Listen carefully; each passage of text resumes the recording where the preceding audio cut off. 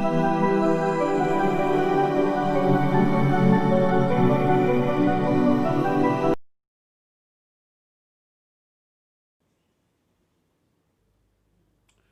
Morning all of you, welcome to Unique Academy. दोस्तों, कल के वीडियो में अपन ने 1858 का भारत शासन अधिनियम पढ़ा था। ठीक है, आज के वीडियो में अपन पढ़ने जा रहे हैं 1861 ईस्वी का भारत शासन अधिनियम। जब अपन 1858 ईस्वी का भारत शासन अधिनियम पढ़ रहे थे तो अपन ने बात की थी कि 1858 के पहले भारत में ब्रिटिश ईस्ट इंडिया कंपनी का शासन था और 1857 की क्रांति के बाद, है ना, भारत में ब्रिटिश क्राउन या ब्रिटिश संसद के शासन की क्या हो गई, स्थापना हो गई। तो जब ब्रिटिश संसद का शासन स्थापित हुआ हमारे देश में, तो जो ब्रिटिश कंपनी की प्रशासनिक संस्थाएं थीं, गवर्नेंस बॉडी थी, उस बॉडी में अनेक परिवर्तन 1858 ईस्वी के भारत शासन अधिनियम में किए गए थे और उसी से संबंधित कुछ परिवर्तन 1861 ईस्वी के भारत शासन अधिनियम में किए जाएंगे, है ना। अगर परिवर्तनों की दृष्टि से देखें तो 1861 ईस्वी का भारत शासन अधिनियम भारतीय संवैधानिक इतिहास की एक महत्वपूर्ण घटना है। ठीक है, क्योंकि अगर परिवर्तनों की दृष्टि से देखा जाए तो जितने परिवर्तन 1858 के भारत शासन अधिनियम में नहीं हुए, उससे कहीं अधिक परिवर्तन कहाँ होंगे, 1861 के भारत शासन अधिनियम में। पूरी की पूरी गवर्नेंस बॉडी चेंज होगी। जो कंपनी की गवर्नेंस बॉडी थी, उस बॉडी में अनेक परिवर्तन होंगे और परिवर्तन होने के बाद कौन सा अधिनियम आएगा, 1861 ईस्वी का भारत शासन अधिनियम। इसी कारण 1861 ईस्वी के भारत शासन अधिनियम को भारतीय संवैधानिक इतिहास का सबसे महत्वपूर्ण अधिनियम माना जाता है।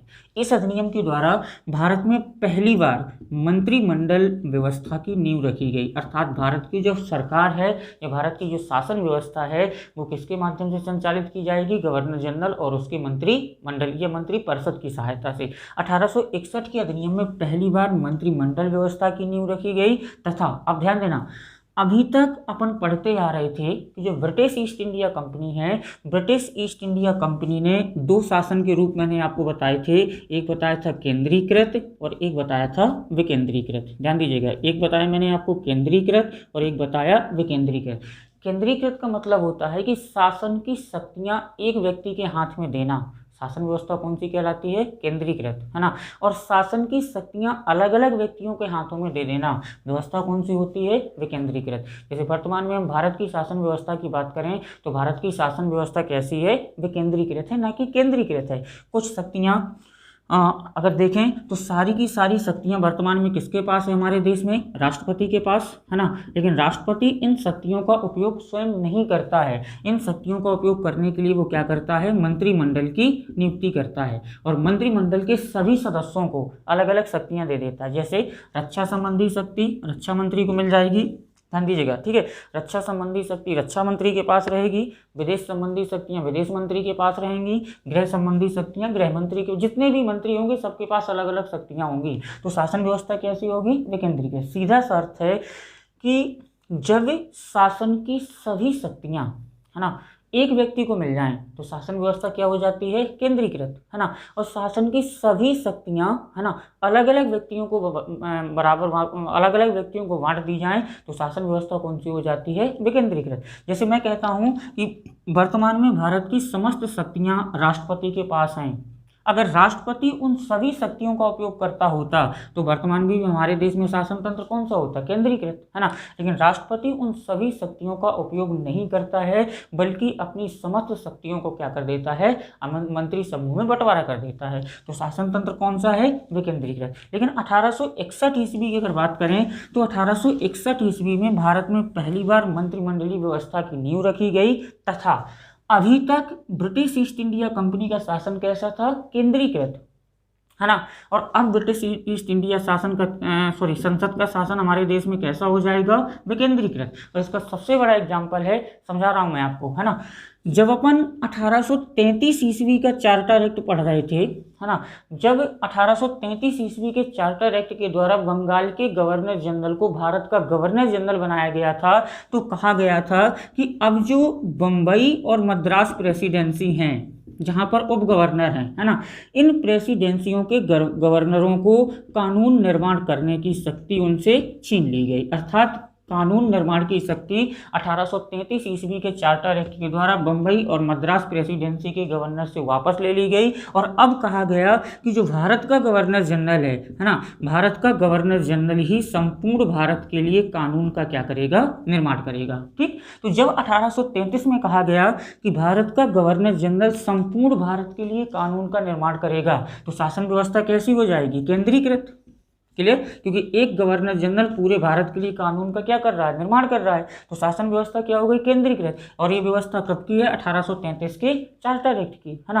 1833 के चार्टर एक्ट में अपन ने कहा था कि भारत का गवर्नर जनरल संपूर्ण भारत के लिए कानून का निर्माण करेगा, इसका मतलब शासन तंत्र हो गया केंद्रीकृत। और वहीं पर अपन ने कहा था कि बम्बई तथा मद्रास के गवर्नर कानून का निर्माण नहीं करेंगे, कानून का निर्माण कौन करेगा, भारत का गवर्नर जनरल। तो 1833 में व्यवस्था कौन सी लगाई गई, केंद्रीकृत। लेकिन 1861 में व्यवस्था कौन सी आ रही है, विकेंद्रीकृत। और 1861 ईस्वी के अधिनियम में ये कहा गया कि बंबई और मद्रास के गवर्नर अब कानूनों का निर्माण कर सकते हैं, यानी बंबई का गवर्नर बंबई प्रेसिडेंसी के लिए कानून बना सकता है और मद्रास का गवर्नर मद्रास प्रेसिडेंसी के लिए, अर्थात शासन व्यवस्था विकेंद्रीकृत। क्लियर। तो 1861 ईस्वी के भारत शासन अधिनियम की पहली महत्वपूर्ण घटना है कि भारत में इसके द्वारा भारत में पहली बार मंत्रिमंडलीय व्यवस्था की नींव रखी गई तथा शासन व्यवस्था का जो स्वरूप था वो केंद्रीकृत के स्थान पर कौन सा कर दिया गया, विकेंद्रीकृत। क्योंकि इसी अधिनियम के द्वारा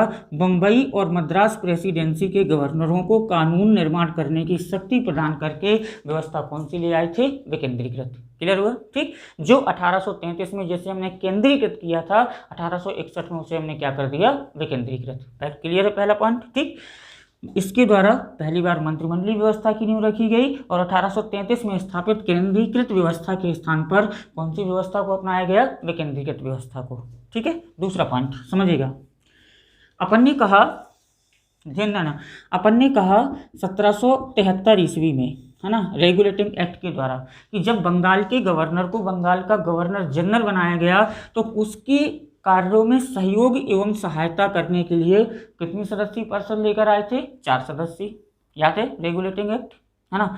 रेगुलेटिंग एक्ट में अपन ने कहा था कि बंगाल का गवर्नर, अब बंगाल का गवर्नर जनरल होगा, वह बंबई और मद्रास प्रेसिडेंसी की शासन व्यवस्था को भी क्या करेगा, नियंत्रित करेगा, है ना। तो उसके कार्यों में सहयोग एवं सहायता देने के लिए कितने सदस्यीय परिषद लेकर आए थे, 4। ठीक, फिर 1784 का ब्रिटिश इंडिया एक्ट पढ़ा और अपन ने कहा कि गवर्नर जनरल की जो परिषद की सदस्य संख्या है वो 4 नहीं होगी बल्कि कितनी होगी, 3।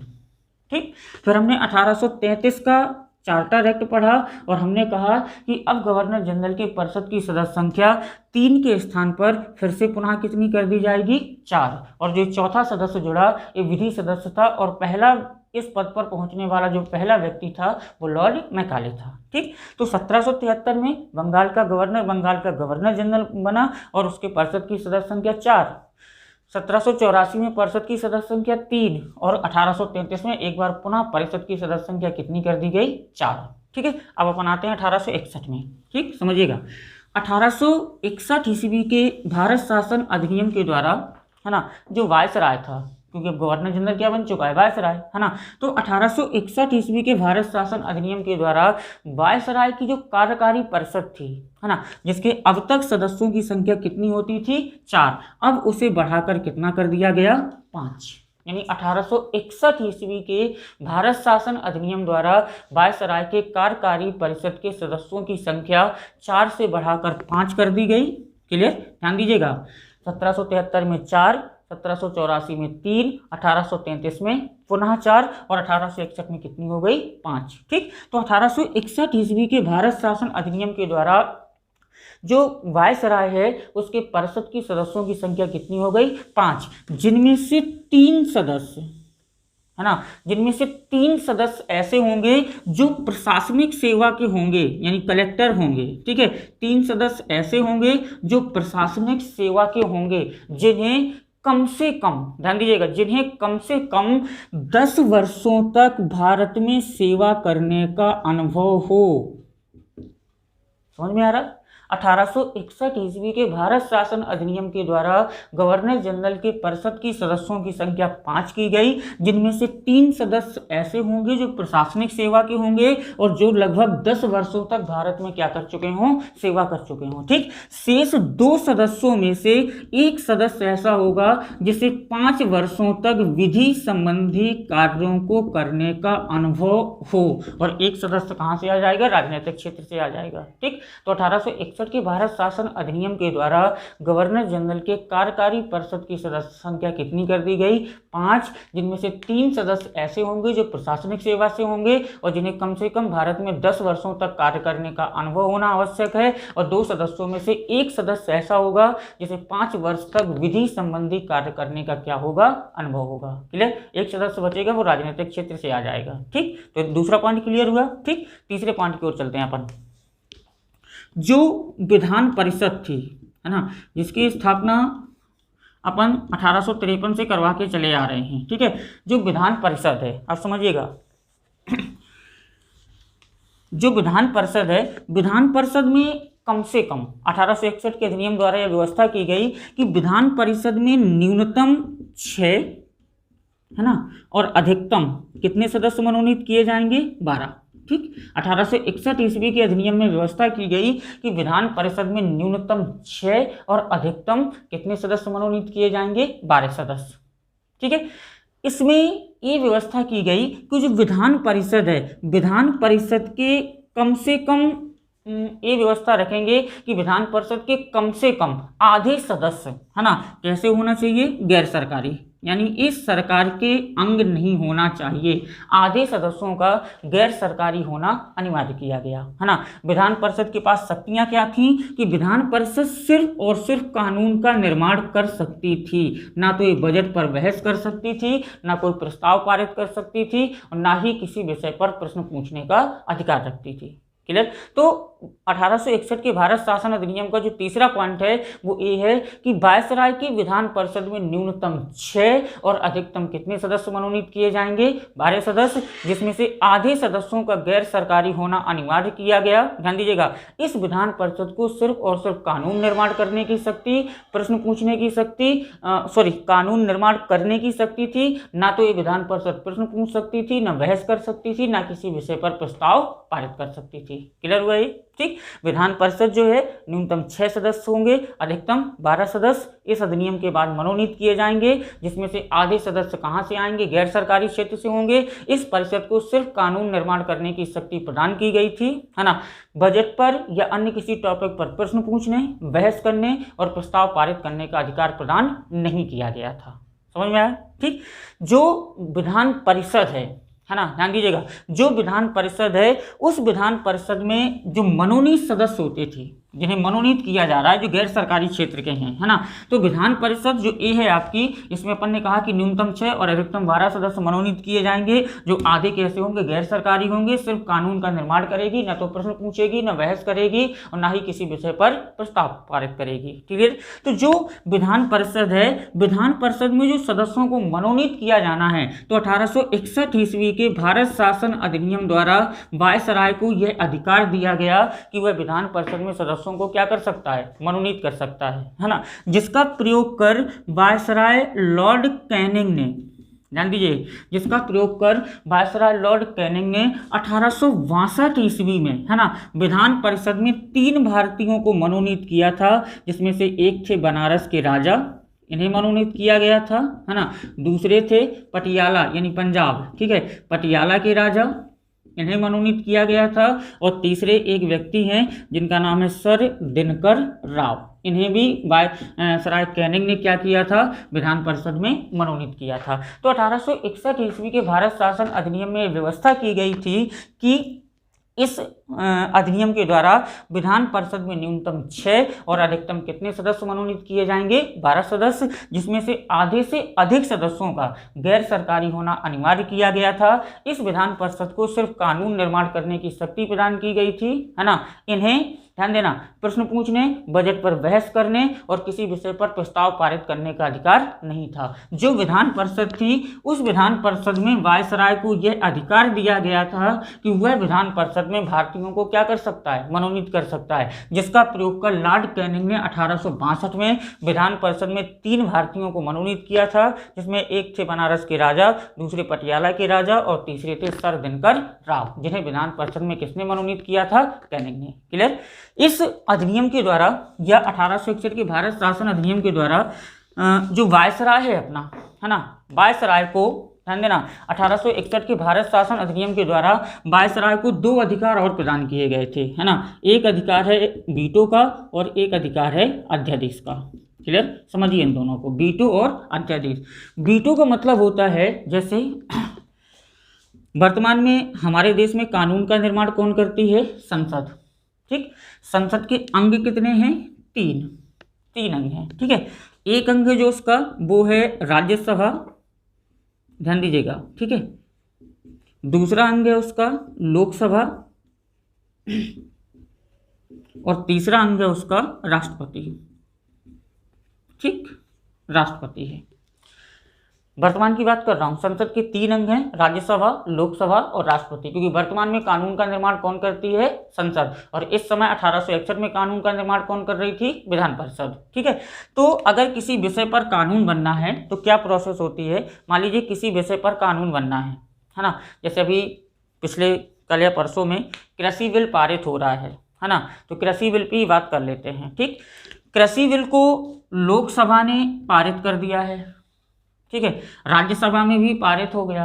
ठीक, लोकसभा ने बहुमत से पारित कर दिया, राज्यसभा ने बहुमत से पारित कर दिया। अब वो संसद के अंग चूंकि कितने हैं, 3, और जब तीनों अंगों से पारित हो जाएगा तभी वो कानून बनेगा। तो कृषि बिल को लोकसभा ने पारित किया, राज्यसभा ने पारित किया, अब कहाँ जाएगा, राष्ट्रपति के पास, है ना। और जब ये राष्ट्रपति के पास जाएगा तो राष्ट्रपति इस बिल के संबंध में 3 प्रावधान कर सकता है। पहला, हस्ताक्षर कर दे तो वो कानून बन जाएगा। क्लियर। दूसरा, ना तो हस्ताक्षर करे ना वीटो करे, है ना, उसमें कुछ कमियां बताए और कमियां बताकर कहाँ कर दे, वापस संसद को लौटा दे और संसद से बोले कि आप इसमें सुधार करिए, इसमें सुधार करने लायक है ना। तो राष्ट्रपति उस बिल को पुनर्विचार के लिए क्या कर सकता है, वापस कर सकता है। और तीसरा, ना हस्ताक्षर करे, है ना, ना वापस करे, बल्कि हमेशा के लिए उसे अपने पास रख ले, अर्थात राष्ट्रपति ने उस बिल पर क्या कर दिया है, वीटो कर दिया है ना। तो संसद द्वारा पारित किसी विधेयक पर जब राष्ट्रपति महोदय हस्ताक्षर करने से और वापस करने से मना कर देते हैं तो राष्ट्रपति का वो कौन सा पावर कहलाता है, वीटो पावर। ये वर्तमान की व्यवस्था है। लेकिन 1861 ईस्वी में अगर अपन देखें तो कानून निर्माण करने का कार्य कौन कर रहा था, विधान परिषद, है ना। विधान परिषद प्रस्ताव को पारित करके कहाँ भेजेगी, गवर्नर जनरल या वायसराय के पास। वायसराय अगर चाहें तो उस पर हस्ताक्षर कर दें तो वो कानून बन जाएगा, और अगर हस्ताक्षर ना करें, उसे हमेशा के लिए अपने पास रख लें, तो ऐसा अधिकार क्या कहलाएगा, वीटो पावर, है ना। तो 1861 ईस्वी के भारत शासन अधिनियम द्वारा गवर्नर जनरल को वीटो पावर का क्या दिया गया, अधिकार दिया गया। ठीक है, अब बात करते हैं अध्यादेश की। ठीक, देश में वर्तमान में कानून का निर्माण कौन करती है, संसद, है ना। संसद साल भर तो लगातार मीटिंग में रहती नहीं है ना, 3 बार मीटिंग में आती है। जैसे अभी वर्तमान में संसद का सत्र चल रहा है, इस सत्र को अपन नाम देते हैं मानसून सत्र, है ना। इसके बाद ठंडियों में संसद मीटिंग में आएगी जिसे अपन नाम देंगे शीतकालीन सत्र, है ना। फिर गर्मियों में संसद मीटिंग में आएगी जिसे अपन नाम देते हैं ग्रीष्मकालीन सत्र, है ना। कानून का निर्माण इन्हीं 3 मीटिंगों के दौरान किया जाता है। जब संसद मीटिंग में होगी तो इन्हीं 3 मीटिंगों के दौरान कानून का निर्माण किया जाएगा। लेकिन अगर बाय द वे, है ना, किसी कारणवश इमरजेंसी में ऐसे समय में कानून की आवश्यकता हो गई जब संसद सत्र में नहीं है, और कानून की आवश्यकता इमरजेंसी में है क्योंकि उसके अभाव में देश की शासन व्यवस्था को चला पाना संभव नहीं है, अर्थात जब संसद अस्तित्व में ना हो, मीटिंग में ना हो, है ना, और देश को इमरजेंसी में कानून की आवश्यकता हो जाए, तो ऐसे समय में वर्तमान में राष्ट्रपति को और उस समय वायसराय को ये अधिकार दिया गया था कि अगर संसद या विधान परिषद मीटिंग में नहीं है और आपको इमरजेंसी में कानून की आवश्यकता है तो आप अध्यादेश जारी कर सकते हैं। अध्यादेश संसद द्वारा या विधान परिषद द्वारा बनाए गए कानून की बराबर क्या होता है, प्रभावी होता है, लेकिन कितने दिन तक, 6 महीने तक, है ना। 6 महीने के अंदर इसे संसद द्वारा पारित कराना आवश्यक है, वरना 6 महीने बाद ये अपने आप क्या हो जाएगा, समाप्त हो जाएगा, है ना। तो 1861 के भारत शासन अधिनियम द्वारा वायसराय को वीटो करने और अध्यादेश जारी करने का क्या दिया गया था, अधिकार दिया गया था, जिसका प्रयोग कर कैनिंग ने पहली बार भारत में विभागीय व्यवस्था की क्या की थी, शुरुआत की थी। क्लियर हुआ। जिसका प्रयोग कर कैनिंग ने भारत में पहली बार विभागीय व्यवस्था की शुरुआत की थी। ठीक है, तो ये है अपना 1861 का भारत शासन अधिनियम, है ना। लास्ट में जैसे मैं हर बार करता हूँ कि लास्ट में 5 मिनट में समराइज कर देता हूँ, तो इसको भी लास्ट में 5 मिनट में अपन समराइज करते हैं और फिर आगे चलते हैं। ठीक है, समझिएगा। 1861 का भारत शासन अधिनियम उस समय आया जब भारत में ब्रिटिश ईस्ट इंडिया कंपनी के स्थान पर भारत में ब्रिटिश क्राउन या ब्रिटिश संसद के शासन की क्या हो गई थी, स्थापना हो गई थी। और यही कारण है कि जब शासन व्यवस्था बदली, 100 सालों तक कंपनी ने शासन किया और 100 सालों के बाद जब व्यवस्था बदली, ध्यान दीजिएगा, है ना, तो व्यवस्था बदली तो यहाँ पर जो गवर्नेंस बॉडी थी उस गवर्नेंस बॉडी में क्या किए गए, अनेक परिवर्तन किए गए। क्लियर है, अनेक परिवर्तन हुए। ठीक, और यही कारण है कि 1861 का भारत शासन अधिनियम अनेक परिवर्तनों का अधिनियम कहलाता है। इसी कारण, ध्यान दीजिएगा, इसी कारण भारत के संवैधानिक विकास के इतिहास में 1861 के भारत शासन अधिनियम का महत्वपूर्ण स्थान है ना। इस अधिनियम द्वारा भारत में पहली बार मंत्रिमंडल व्यवस्था की नींव रखी गई तथा भारत के शासन को केंद्रीकृत से कहाँ की ओर ले जाया गया, विकेंद्रीकृत की ओर। समझ में आया।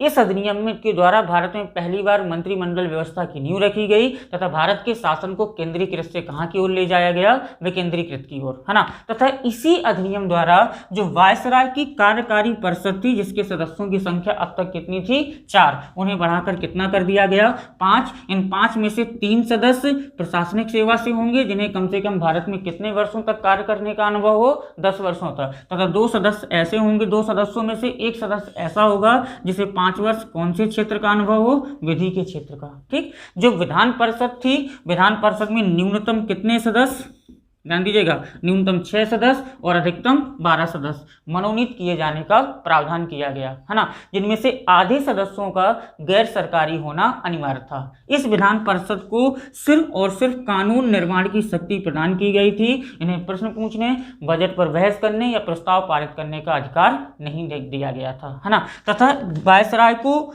इस विधान परिषद में, है ना, भारतीय सदस्यों को मनोनीत करने का अधिकार दिया गया, जिसका प्रयोग कर लॉर्ड कैनिंग ने 1862 में 3 भारतीयों को, बनारस के राजा, पटियाला के महाराजा तथा सर दिनकर राव को इस विधान परिषद का सदस्य मनोनीत किया था। ठीक है, तथा इसी अधिनियम द्वारा वायसराय को वीटो करने का अधिकार, यानी कानून अगर विधान परिषद पारित करके वायसराय के पास भेजती है तो वायसराय हस्ताक्षर करने से मना कर सकता है, जो क्या कहलाएगा, वीटो पावर। तो वायसराय को वीटो करने का अधिकार तथा वायसराय को अध्यादेश जारी करने का अधिकार प्रदान किया गया, जिसका प्रयोग कर कैनिंग ने भारत में पहली बार विभागीय व्यवस्था या पोर्टफोलियो सिस्टम की क्या की थी, शुरुआत की थी। ठीक है, तो ये है अपना 1861 का भारत शासन अधिनियम। जो अपना नेक्स्ट वीडियो आएगा उसमें अपन पढ़ेंगे 1892 और 1909 का मार्ले मिंटो सुधार अधिनियम। ठीक है, समझ में आया। आप लोग स्टडी को कंटिन्यू रखिए। आप सभी का बहुत बहुत धन्यवाद। हमारे वीडियो को, हमारे चैनल को आप प्रमोट करते रहिए, अपने फ्रेंड्स में शेयर करिए, सब्सक्राइब करिए। आप सभी का बहुत बहुत धन्यवाद।